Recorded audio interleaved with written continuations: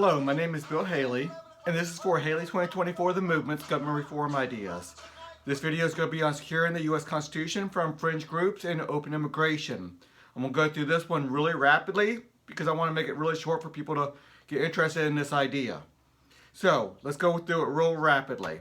How many people does it take to amend the U.S. Constitution? Could it be done with 10 million? I say it could be.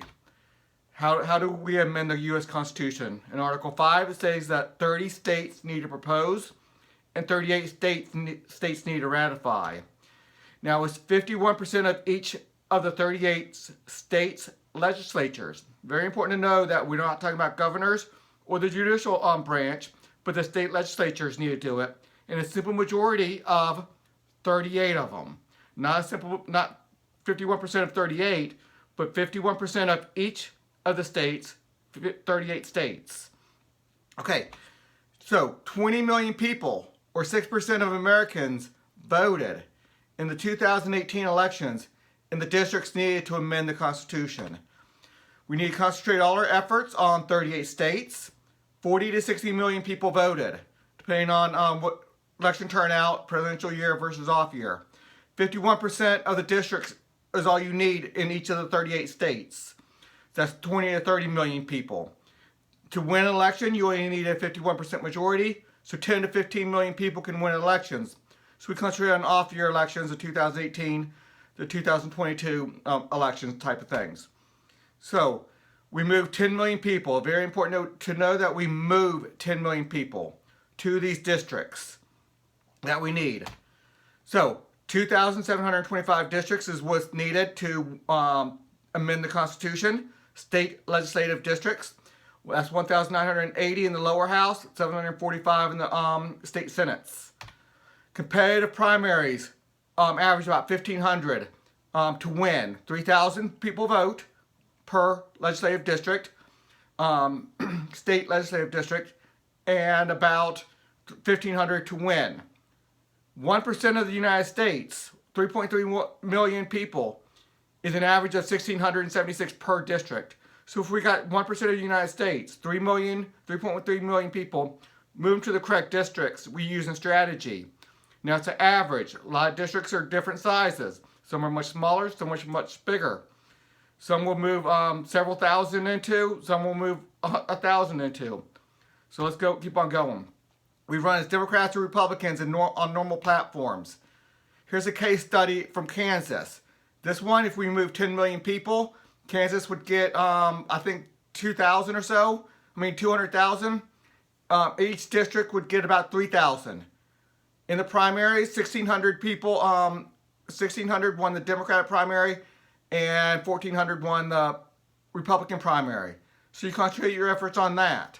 So you see that we overwhelm primaries. Bad amendments. What if we got rid of the Second Amendment and replaced it with a 100% gun ban by constitutional amendment? Or climate change. What if they got rid of all fossil fuels by constitutional amendment? Or went to full socialism through constitutional amendment? What if we had open immigration and China was able to send 10 to 15, 20 or 30 million people over, which is 1-2% of their population, and take us over by constitutional amendment?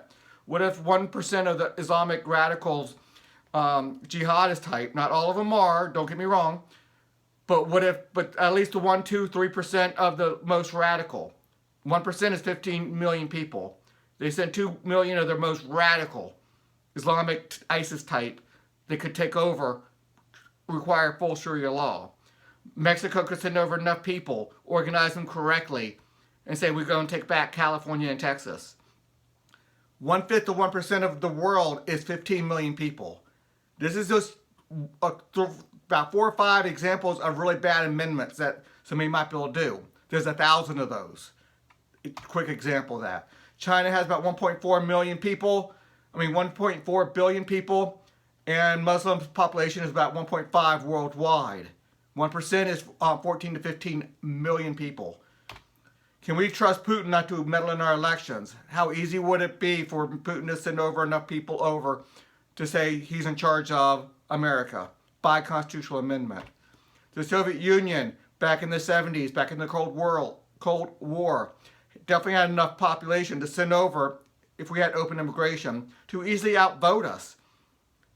And then by constitutional amendment say that they're in charge, that we become part of the Soviet Union. America's wealth and military might is an enormous prize. We do not want to give that up too easily. Americans own America.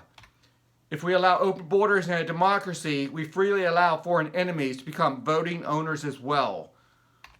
We allow our enemy to overwhelm us in numbers, thus in votes. We allow them to have an easy tactic, especially with our constitutional amendment type, that they can only need to overwhelm 20 or so percent of the population, really 6% of the Americans, to overwhelm us in numbers. Milton Friedman stated that you cannot have open borders with a significant welfare state. That's definitely true. But I want to popularize the saying, you cannot have open borders in a democracy or weak protections of the U.S. Constitution, because it allows people to come in, outvote us, and just take what we have. The solution is to have a constitutional amendment.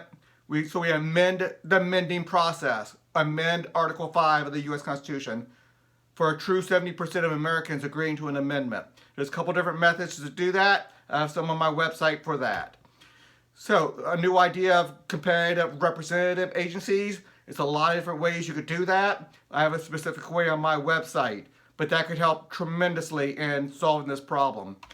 And then pockets of freedom is a way to handle immigration concerns, and you're just going to have to look at that. This is a very short video. So, everything's easy to find on my website. Take a look there. Until the next video.